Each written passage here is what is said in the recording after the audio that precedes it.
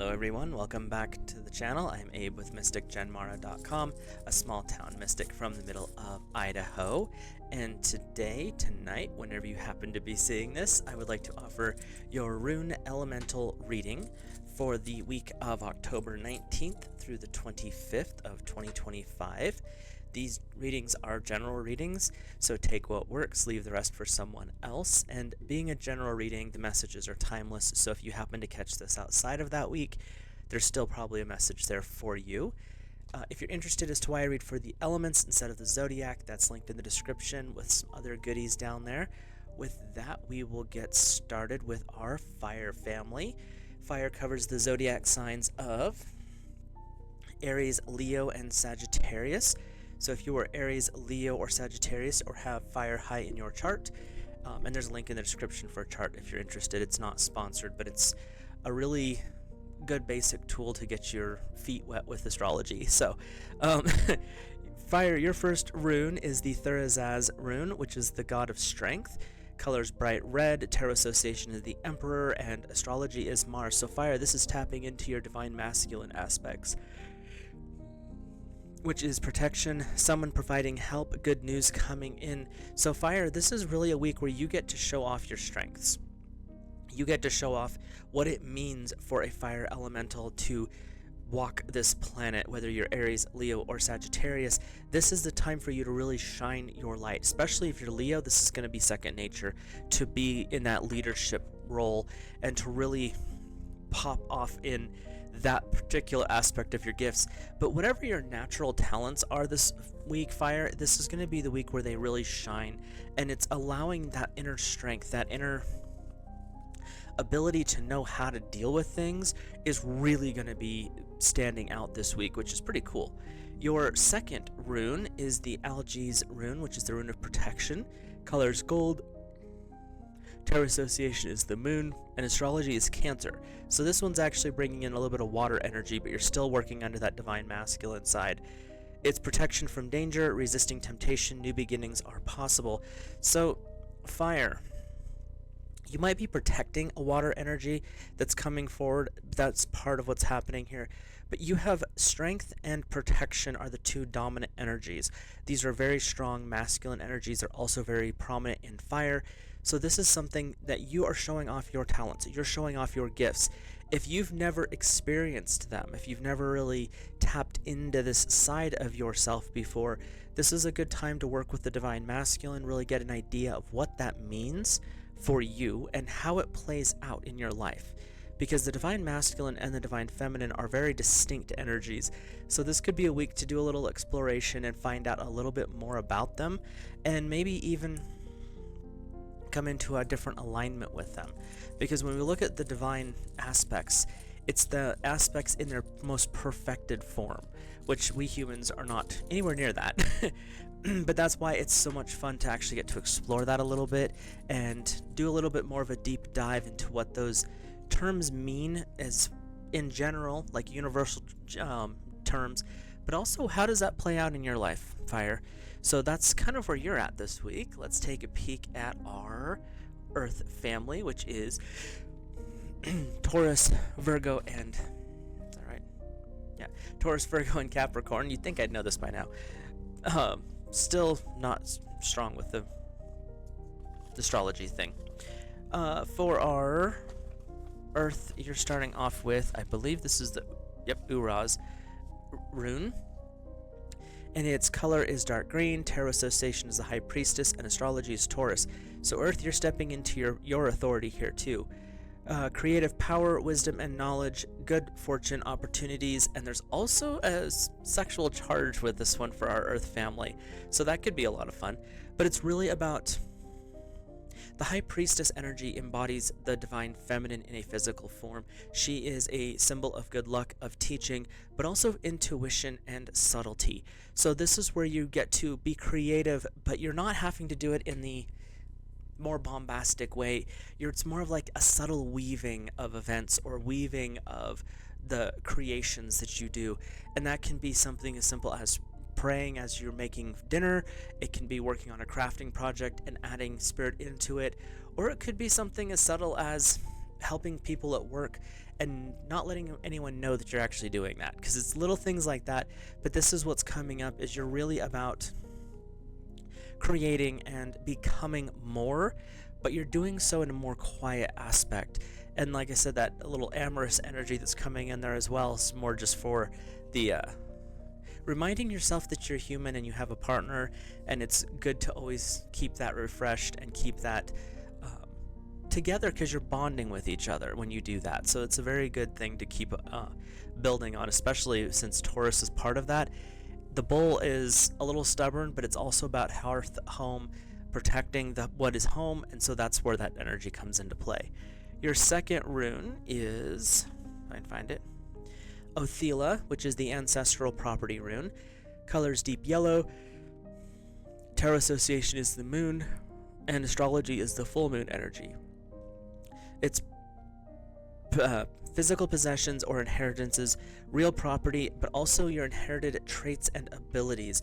So, Earth, if you are like in my family line, which is really weird to say, it went down the line very specific female side, and then it skipped my parents' generation altogether and landed very heavily with me and one of my other cousins. And it's all very intuitive and very spirituality outside of the norm. And that's what this is bringing forward, is if you are someone who is in your bloodline specifically very intuitive, very empathic, very whatever the clair you want to use is, this is a time to kind of flex that, explore it. If it's something that you've shoved into your shadow because someone told you that it was wrong, or someone told you, like they do a lot of us, oh, that's evil, that's sinful. No, it's not. They're a neutral gift. It's what you do with it. Literally is what you do with it. You can make it good, you can make it evil. That's on your decisions. But the gift itself is not the darkness.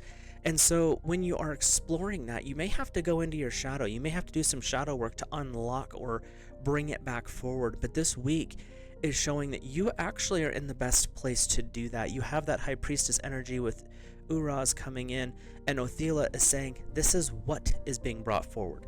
And when we talk subtle, that's what we're describing, is it's more subconscious, it's more vibrational rather than physical, which is not something Earth is super good with, but they're getting there. It's just Earth's grounded, they're very structured.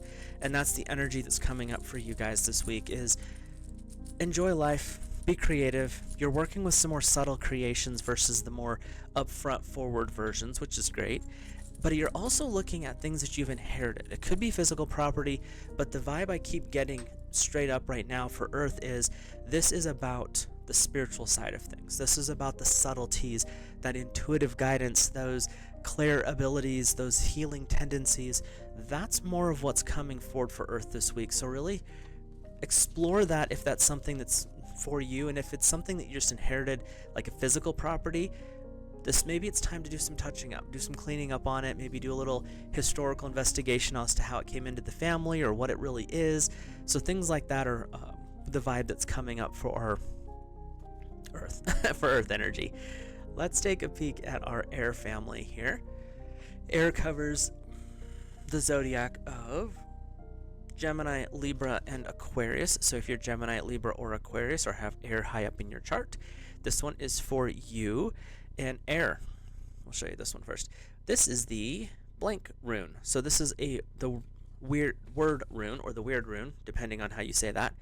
It's the rune of fate. It signifies mystery and fate, the unknown, to have trust and faith. This also implies, in a lot of ways, air, that things that are moving are no longer able to be paused or stopped.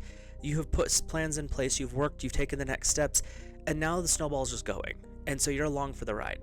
That's not always a negative, though. With this particular energy, when it comes up, it's really saying, okay, you've done all the heavy lifting, you've got everything lined to this point, and now the universe is like, boop, now we're going to roll it downhill. Hold on. So this is really actually kind of a fun rune, because if you've been building something that is positive, something that's going to reinforce or set you up for success, or something that is going to become a long-term thing for you, bringing joy, prosperity, all those fun things, this is the time when you get to see it manifest. And at this point, it's kind of lifted out of your hands, where You just keep doing what you're doing, and the universe will align everything else for you. So you're in a really good spot. Your second rune is the Fehu rune, which is a color of light red. Tarot association is the Tower. Astrology is Aries. Well, this could be interesting. Excuse me. It's good luck, success, fertility, and harmony. Well, those are positive things. When you have Aries and the Tower popping up, you have a little bit of chaos is coming in as things start to fall into place. It's not going to be just a simple like do. Now all of a sudden everything's just happening. The Tower is saying there may be an ego aspect that needs to be dealt with so that you can move forward, and that's the energy I'm getting here. And with Aries coming forward, there's also this unchained passion, like it's just kind of bouncing around doing all these different things. The energy that I'm hearing is it's time to bring the focus back in. The Fates, the Weirds rune is really saying this is where things are going at this point. It's not really up for shifting and changing. There's too much momentum behind it. But with Fehu, it's saying don't get distracted by other things because you have a lot of stuff lined up.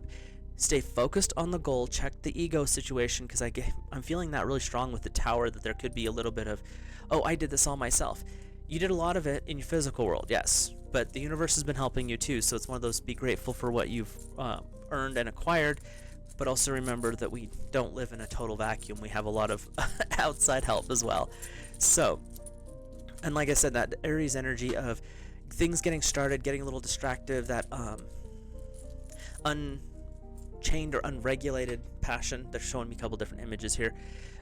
It's not something that you want to let run rampant. Turn your passion into the end game of what you're doing, because that's really going to speed things up even more. So let's hop over to our water energy, and water is Cancer, Scorpio, and Pisces, all of our fishies.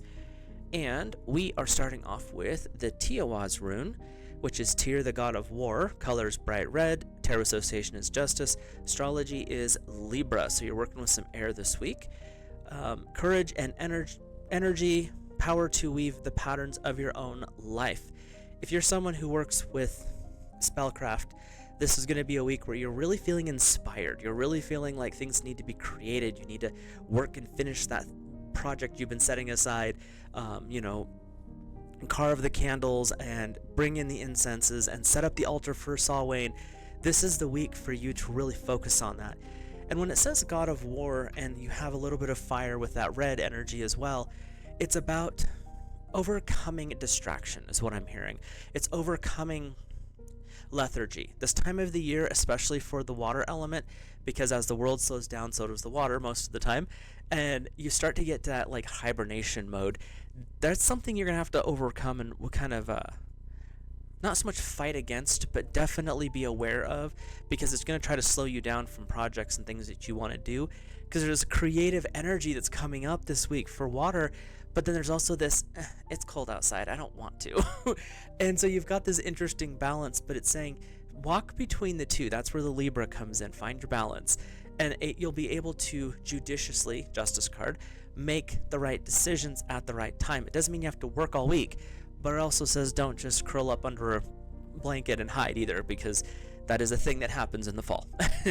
And I can't really argue with that, because when it starts getting cold and gunky outside, that's all I want to do too. So, let's take a peek at our last rune for water. Where'd it go? There it is. This is the Laguz rune, which is water's symbol. Color of deep green. Tarot association is the star, and astrology is the moon. Your unconscious intuition and mystery, your psychic awareness, and hidden sources of creativity. Water, you are really stepping into your authority. It's interesting so far this month, this week, everyone has aspects of themselves coming forward. This one is saying tap into your natural talents and gifts. When you have Tyr, just one second, turn the page. I think it's Tyr, the god of war. Tiawaz, the god of war. Well, Tyr is the god of war, but Tiawaz is the rune. When you have these two coming forward, it's really saying this is a time for you to step into what your natural talents, gifts, and skills are. But it's saying that you're going to have a little bit of a struggle, because there's the shadow aspect of all of those that are calling you to curl up in a ball, hide, and not be as active as you could be or should be. So this is going to be an interesting week for water. There's going to be a push-pull dynamic going on here, and it's how you navigate between the two, and that's where that Libra energy is such a powerful, powerful aid for you. So when you're going through this week, water, really take the time to notice, am I not wanting to do this just because of the energy of, the season, because that is a thing, or am I not wanting to do this just because it's not something I want to do? If it's the energy of the season, that's where we have to step up and be like, okay, it still needs to be done. I still need to work on this. But if it's the energy of like, this just doesn't feel right, that's a different vibe. And that's when you can step back and be like, I don't think I should do this right now. But that's where you have to tap into your own intuition and really pay attention to intuition versus ego in the way. So as we go through this next week, this is a general message for everyone. It's about remembering who we are as individuals. Our elemental alignment gives us a baseline of what to bounce off of, but who we are is the culmination of our elements, our zodiac, where we were raised and how we were raised, and the things that have occurred in our lives bringing us to the point we are now. And what I'm getting this week is this is a time for us to remember what our strengths are. If we haven't really explored that, this is the time to do that. The universe is saying we are aligning you with your elemental energy. We are aligning you with your potential. Now it's time for you to discover this. Now it's time for you to explore this and really come into an understanding of self. It's not selfish. Understanding of self means you know what's going on here. You know about your spirit, you know about your physical form, you know about your shadow, and you're able to walk between the three, which is really the definition of anyone who is on a mystic path, is you will walk between worlds. So this is what's coming forward for you this week, is explore the different parts of who you are and really tap into your strengths. If there's a weakness, find out how you can make that into something stronger, or how you can bolster it up so that it's not as much of a weakness.